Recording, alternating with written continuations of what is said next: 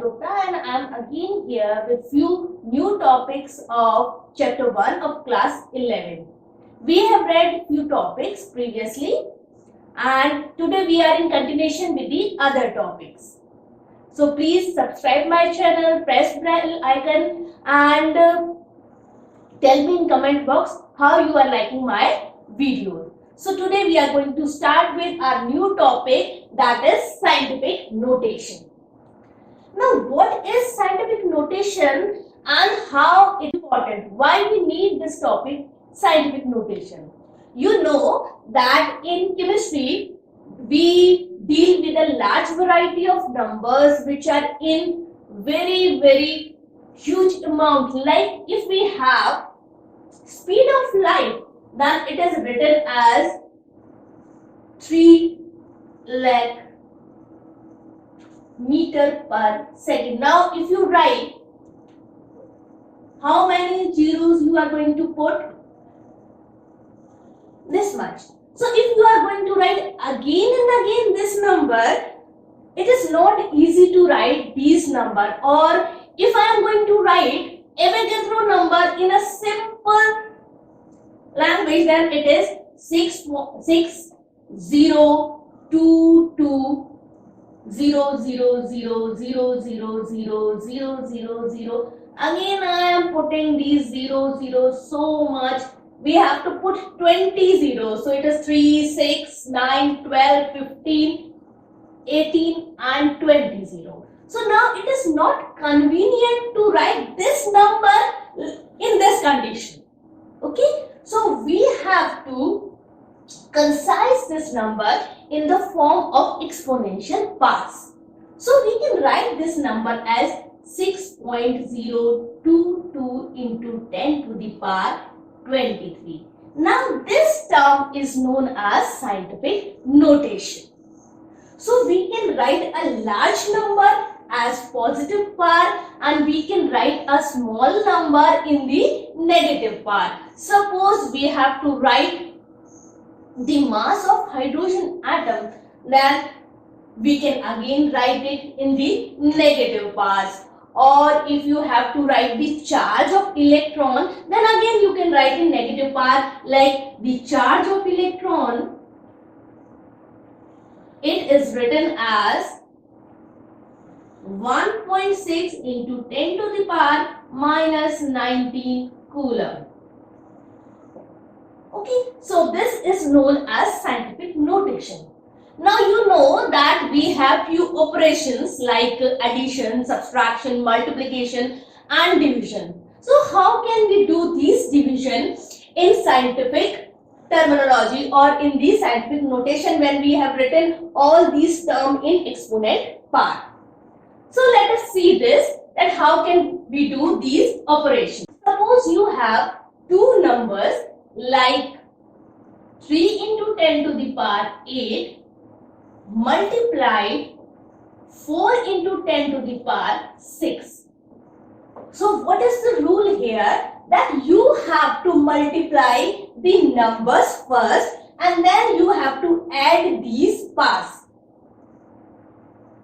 Look here, 3 into 4, this is going to be multiplied, and 10 raised to power 8 plus 6. Now it is going to be 12 into 10 to the power 14. Now the rule of writing exponent part is that you have to put point after first digit. So it is 1.2 into 10 to the power 15. Okay. Now we are going to deal with division.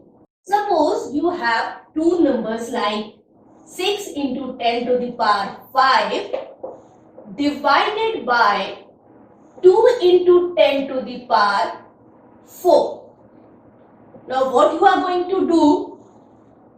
You have to divide number by number and subtract parts from parts. Like this, 6 divided by 2, then 10 to the power 5 minus 4. So it is going to be 3 into 10 to the power 1. Okay. So here you can write it 30.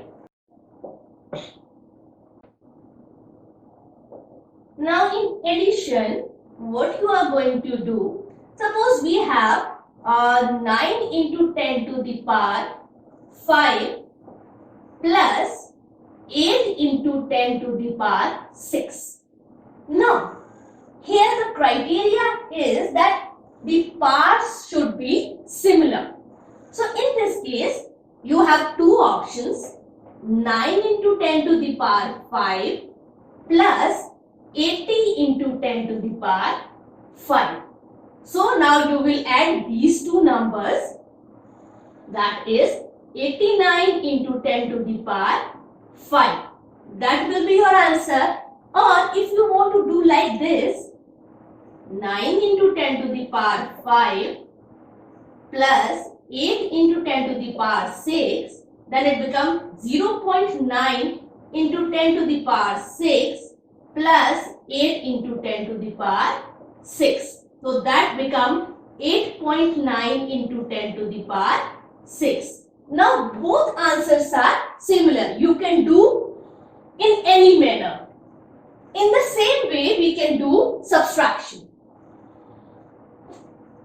I'll take one example of subtraction. For example, if we have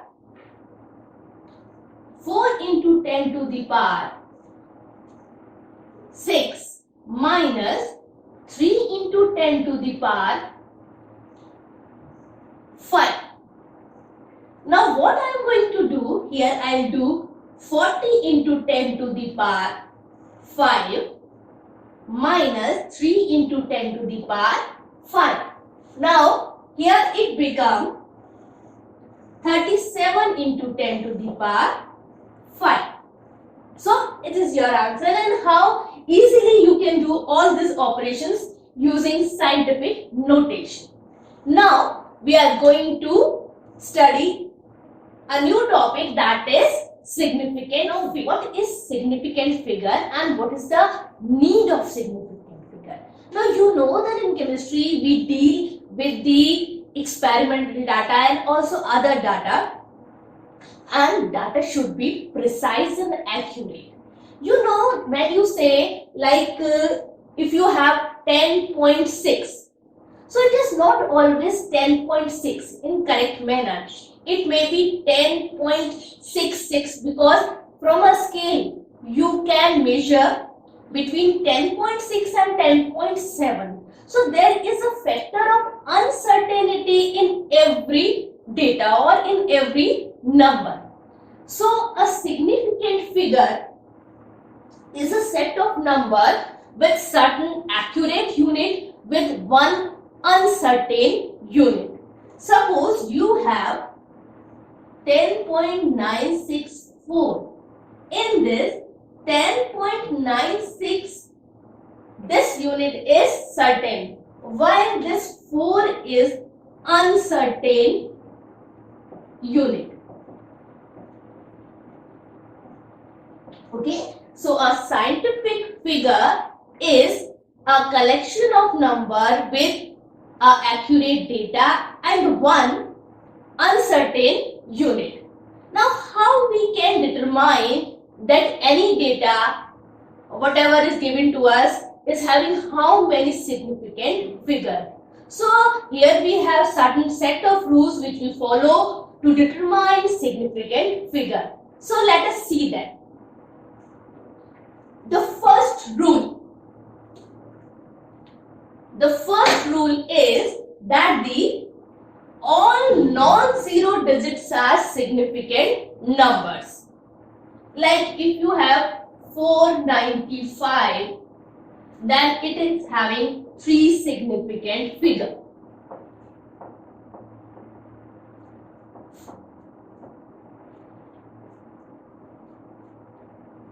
Okay, you have 2290, 4 significant figure.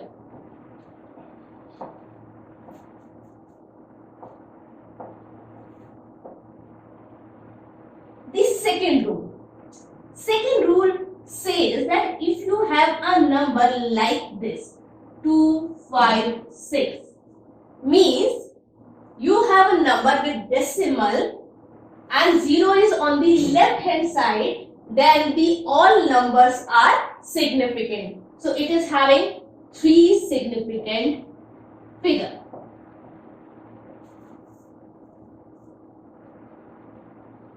If you have a number like this 0.049, so here there are 2 significant figure.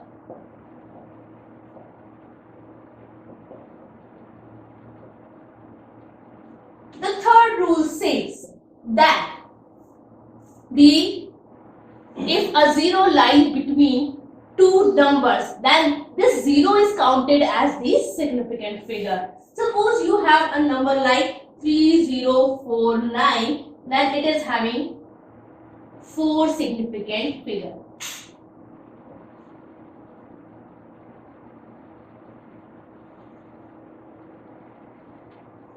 Rule number 4, that if you have any zeros that are placed on the right hand side of a number, it can be counted as a significant figure or not. So you can say that there are 3 significant figure, 2 significant figure, or even single significant figure. So the zeros on the right hand side can be counted as a significant figure or not. So to remove this ambiguity, we can write this number as 5 into 10 to the power 2. So it is having only 1 significant figure.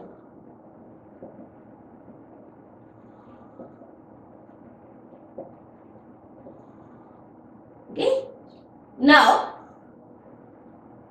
we will move to the another topic.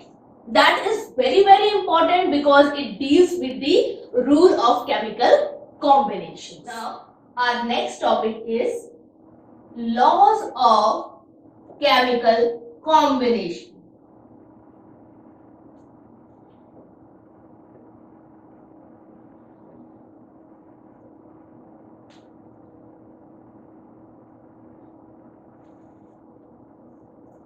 The first rule says,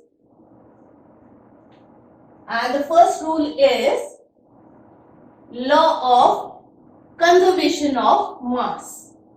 That rule says that the mass of the reactant is always equal to the mass of the product, or the number of the atom of the reactant is always equal to the number of the atom of the product. So we can take one example of this, like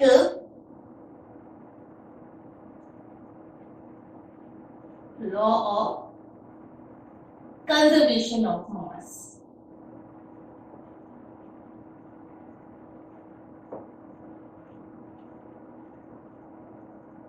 Suppose you have calcium carbonate with you and you heat it. It will form calcium oxide plus carbon dioxide. So if you take 10 grams of it, it will give you 4.4 and 5.6 gram of calcium oxide and 4.4 gram of carbon dioxide. So if you add these two digits, it will give you 10 grams. So always the mass of the reactant is equal to the mass of the product. That is the rule. And this rule is universal. You can never deny this rule. It always occurs. We can have another example. Suppose you break water by electricity, then it will break into hydrogen plus oxygen. This is a balanced equation here. So here it is 36 gram and it will break into 4 grams plus 32 grams. So again, the sum of these two numbers is 36 gram. Now we will move to the second rule is law of constant proportion. The law states that any compound which has a certain chemical combination of different atoms, whatever be the source of this compound, suppose you have water, it can be found in river, ocean, rainwater, spring water, tap water. So whatever be the source of its origin, its chemical composition remain always same. So we can say that if you have water, the chemical composition remains same. Two atoms of hydrogen and one atom of oxygen. Suppose you have another example as carbon dioxide. If you burn paper, if you burn coal, you ride a scooter, it will emit carbon dioxide gas. So by what source, whatever source the carbon dioxide is getting emitted, the composition of carbon dioxide remains same. It is always one atom of carbon and two atom of oxygen.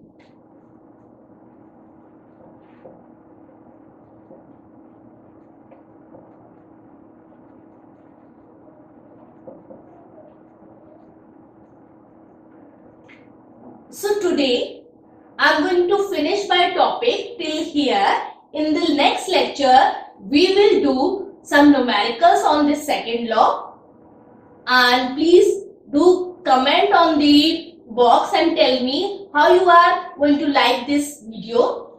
Thank you everyone.